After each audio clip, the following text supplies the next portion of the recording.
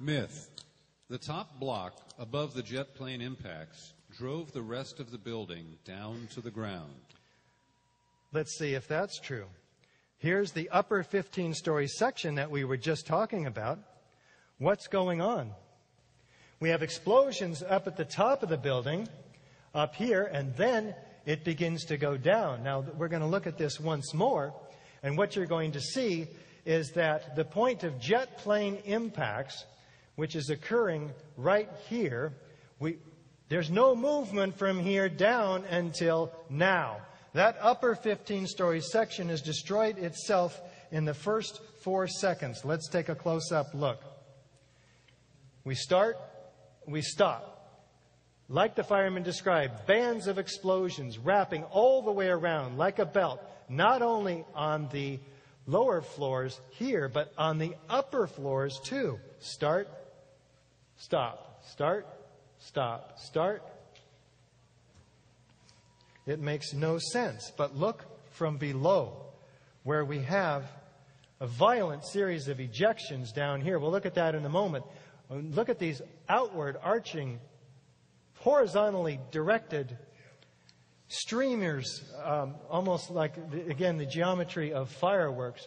Look down below. You'll see violent pinpoint ejections here, here, here. And on this next run, I want you to look at the lower right corner of the destruction, where racing down the diagonal corner is a series of explosions racing almost as fast as the debris falling at free fall speed. This is free fall acceleration. This is about 2/3 of that acceleration. It makes no sense unless you look at the hypothesis of explosives. Myth. Normal evidence procedures were followed. All right. Well, we go back to the manual. 9.3, let's see if they were followed. 9.3.6.1, spoliation of evidence. Spoliation of evidence refers to the loss, destruction, or material alteration of an object or a document that is evidence or potential evidence in a legal proceeding by anyone who has responsibility for its preservation. It may occur when the movement, change, or destruction of evidence or the alteration of the scene significantly impairs the opportunity of other interested parties to obtain the same evidentiary value from the evidence as did prior investigators. Maintenance of evidence. Once evidence has been removed from the scene, so now again, on 9/11, or after 9/11, there was a rescue and recovery operation going on. So it's still, whenever human life's there, we can break all the rules. So that's just as like in a fire. One thing I didn't mention earlier was we still do destroy the building before the investigators get there in what's called overhaul. And what that means is we have to search the ceilings and walls. We have to pull them apart to make sure there's no fire in those. And so we are destroying the source, the ignition, or the point of origin a lot of times by doing that. But again, it's to stop the fire from burning more and to help rescue people. So it's normal for them to use the trucks and to have to come in and destroy the evidence or damage the evidence getting it out there. Now, what they wouldn't do is destroy it. So they wouldn't remove it or eliminate it. So any destructive testing or destructive examination of the evidence may be necessary should occur only all reasonably known parties have been notified in advance and given the opportunity to participate in or observe the testing.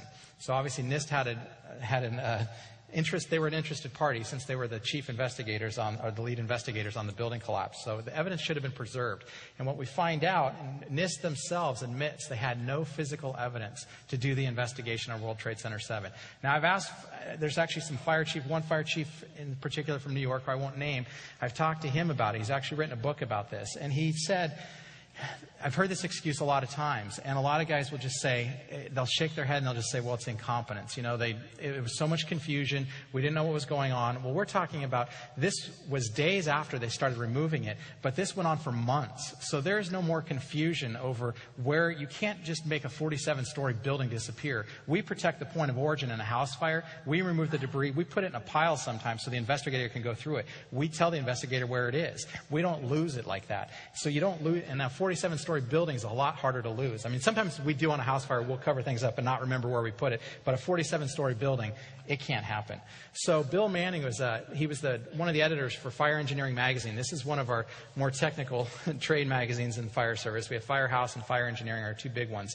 And I remember reading this article back right after 9/11, and I just thought it was kind of crazy, but I just excused it, thinking, well, it's about money, and that's what I've heard a lot from other firefighters, is it's about money. They had money to make on the steel, and they, in the recycling and all that, so it was like mob contracts where they did that type of thing.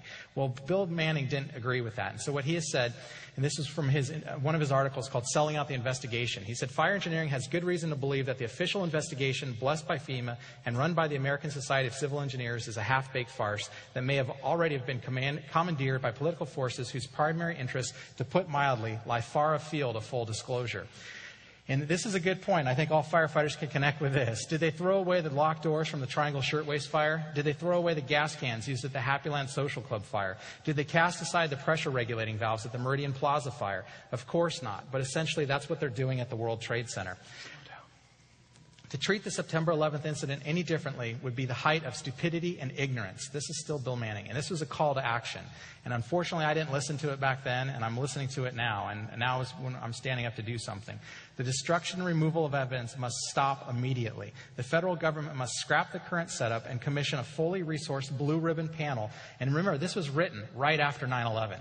A blue ribbon panel to conduct a clean and thorough investigation of the fire and collapse, leaving no stones unturned. Firefighters, this is your call to action. Visit World Trade Center investigation, a call to action. Then contact your representatives in Congress and officials in Washington and help us correct this problem immediately. Well, I didn't listen back then, but I founded Firefighters for 9/11Truth for this reason, to come to the truth here. And what I'm putting out a call to action, too, to firefighters again. I didn't listen then, but I'm hoping more will listen now. We need more firefighters to join our organization. We'll be passing out petitions to sign.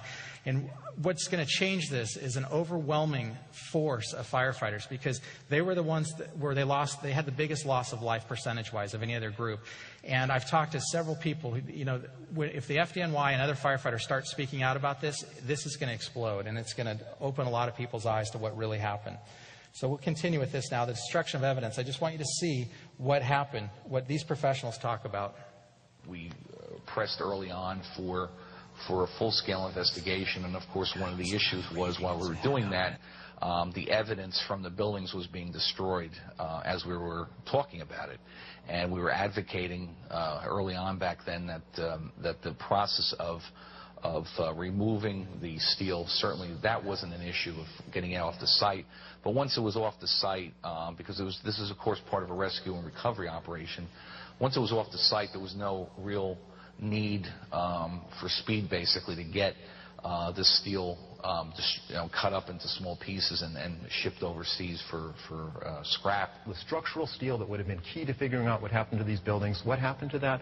Well, New York City accepted a plan 11 days after the attack to immediately start recycling the steel, not even in the United States, where some of it might have gotten saved inadvertently. No, it was put on ships bound for India and China to be melted down. We were concerned about that, and we understood early on that those are going to hold the keys to knowing exactly how the buildings came down. And unfortunately, we were not successful in getting the elected officials and the powers that be to do that. When it was all said and done, we only had a very, very small portion of the steel from those buildings. There was about 250 pieces of structural steel that we know of saved for analysis, but out of some 200,000 tons. It's hard to imagine how, at a crime scene, you can destroy evidence so quickly and thoroughly and get away with it.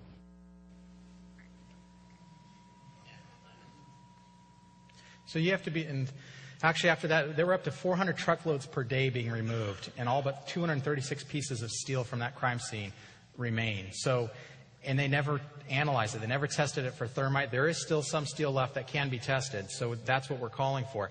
And you have to be the judge. I mean, this was the greatest crime in American history, the first time ever that 3 steel and concrete high-rises collapsed into their own footprint at near free-fall speed. Don't you think we should have tested this and figured it out and saved that steel? I mean, you look at an aircraft crash, they reconstruct the aircraft in a hangar.